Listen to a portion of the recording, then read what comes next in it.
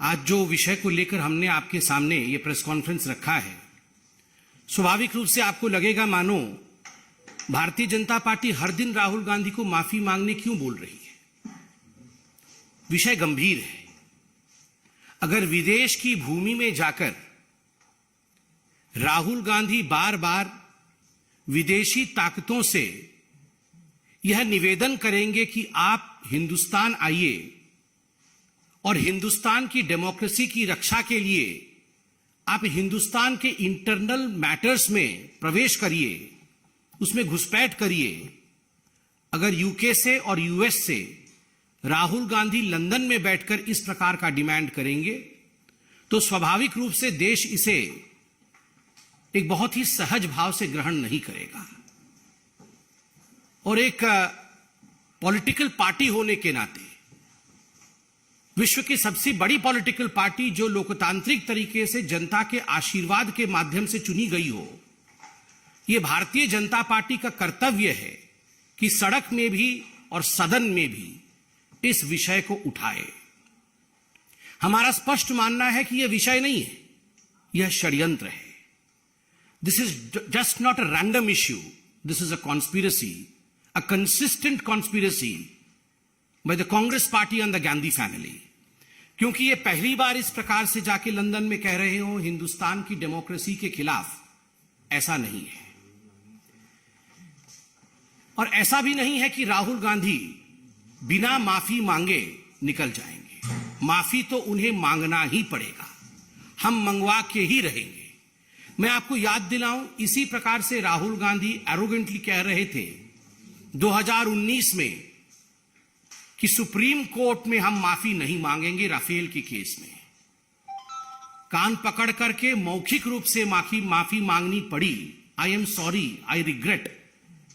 ये राहुल गांधी जी को हिंदुस्तान के सर्वोच्च न्यायालय सुप्रीम कोर्ट में कहना पड़ा और सुप्रीम कोर्ट के तत्कालीन सीजेआई उससे सेटिस्फाई नहीं हुए और उन्होंने कहा नहीं, केवल मौखिक रूप से कहने से कि आई रिग्रेट यह उचित नहीं होगा, आपको एक एफिडेविट सबमिट करके क्षमा याचना करनी होगी।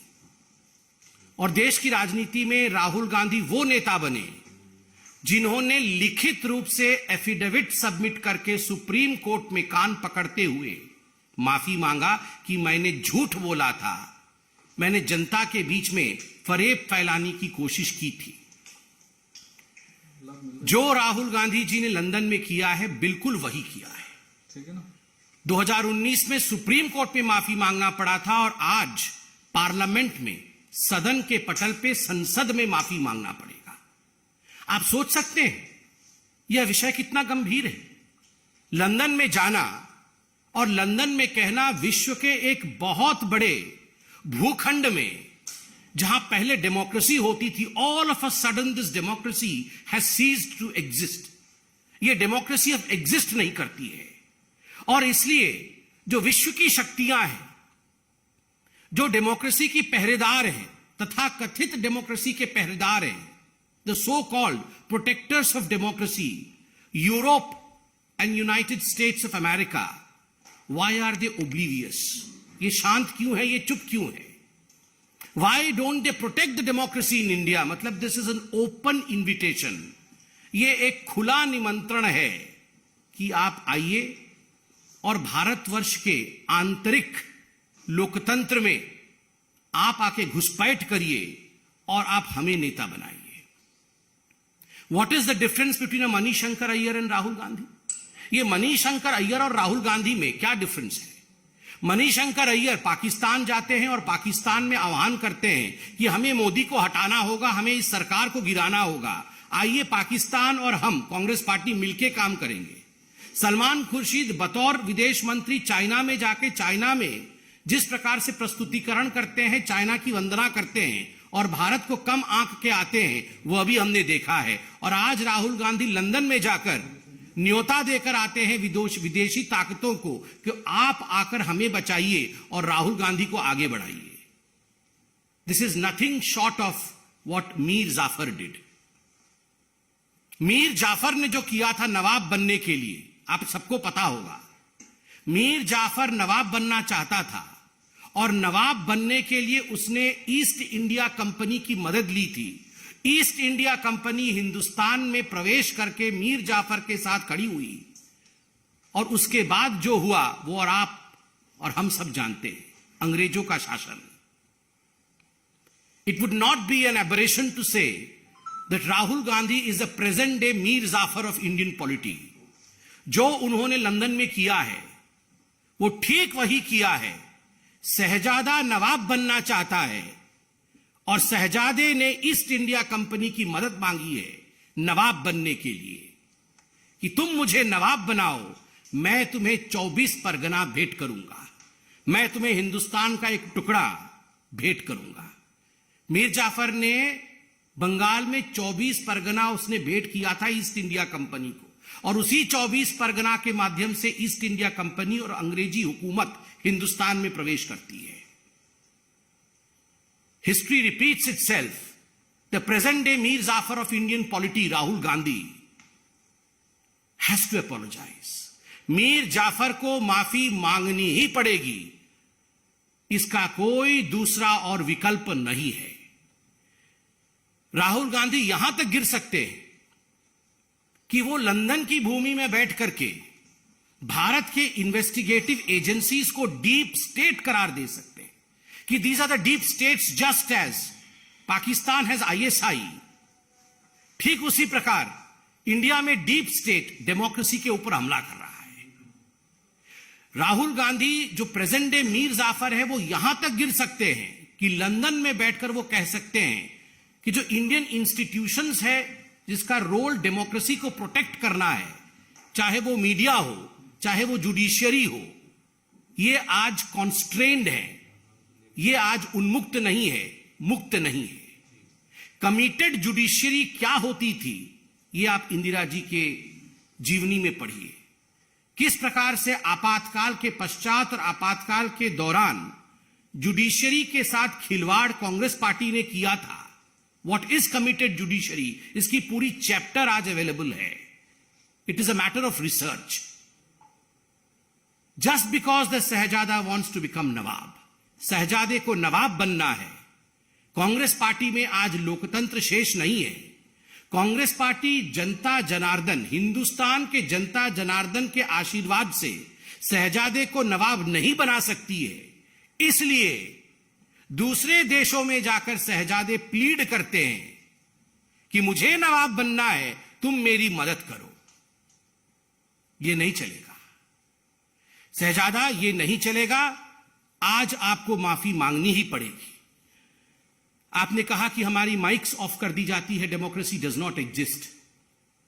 राहुल जी आंकड़े लेके आए हैं आज आप पार्लियामेंट आए, आपके आंकड़े जो भारतीय जनता पार्टी आज बता रही है, इन आंकड़ों पे गौर फरमाएं। अटेंडेंस शीट को देखें। राहुल जी का अटेंडेंस पार्लियामेंट में 52% है, जबकि नेशनल एवरेज 79% है। और स्टेट जहां से राहुल गांधी MP हैं अर्थात केरल का औसत 84% है। केरल के MP जो है वो 84% पार्लियामेंट आते हैं। नेशनल एवरेज लगभग 80% है और मात्र 52% टाइम्स राहुल गांधी पार्लियामेंट आते हैं। अधिकांश समय तो विदेश में ही रहते हैं। और आप कहते हैं कि हमारे माइक ऑफ कर देते हैं। आपका अटेंडेंस ऑफ है साहब, माइक तो ऑन है। दूसरा आंकड़ा participation in debates. Democracy, debates and discussion, they are the pillars of Indian constitution. अगर डेमोक्रेसी में डिबेट नहीं होगा, डिस्कशन नहीं होगा, तो डेमोक्रेसी का कोई मतलब नहीं है, कोई मायने नहीं है। डेमोक्रेसी की आत्मा डिबेट होती है। और राहुल गांधी ने मात्र 6 डिबेट्स में पार्टिसिपेट किया है अब तक इस सेशन में मतलब 2019 से। नेशनल एवरेज 41 का है और स्टेट एवरेज 68.2। केरल से जहां से वो MP है वायनाड, उस स्टेट का एवरेज 68.2% है।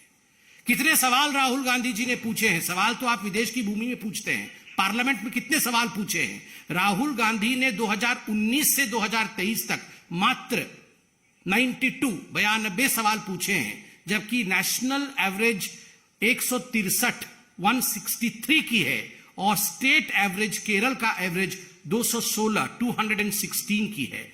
आप सवाल पूछते नहीं है because you don't have questions. एक ही टेप रिकॉर्डर है आपके पास, वही हर जगह चलाते हैं। आप डिबेट में, डिस्कशन में भाग लेते नहीं है because you have nothing to debate.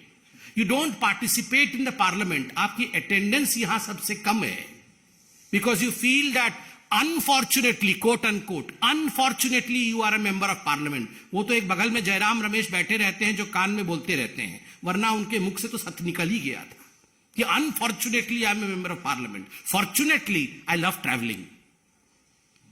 Fortunately वो एक फॉरेन कंट्री के टूरिस्ट के रूप में देखे जाते हैं। उनको अगर बोला जाए कि सबसे बड़ा फॉर्च्यून क्या है, तो सबसे बड़ा फॉर्च्यून वो कहेंगे हिंदुस्तान के विरोध में विदेश में बोलना, ये सबसे बड़ा फॉर्च्यून है। And unfortunately I am a member of parliament. तो स्वाभाविक रूप से ये आंकड़े राहुल गांधी जी के हैं। और विदेश की भूमि में जाकर मीर जाफर के काम करने वाले शहजादे राहुल गांधी जी से we don't request, not as BJP, but Hindustan के एक साधारण जनता के रूप में ये आदेश देते हैं, ये डिमांड करते हैं कि यू हैव टू अपोलोजाइज। आपको माफी मांगना ही चाहिए और मांगना ही पड़ेगा, क्योंकि आपने हिंदुस्तान को अपमानित किया है, हिंदुस्तान को बदनाम करने का काम किया है, और यह अधिकार आपको हिंदुस्तान की जनता ने नहीं दिया है। धन्यवाद।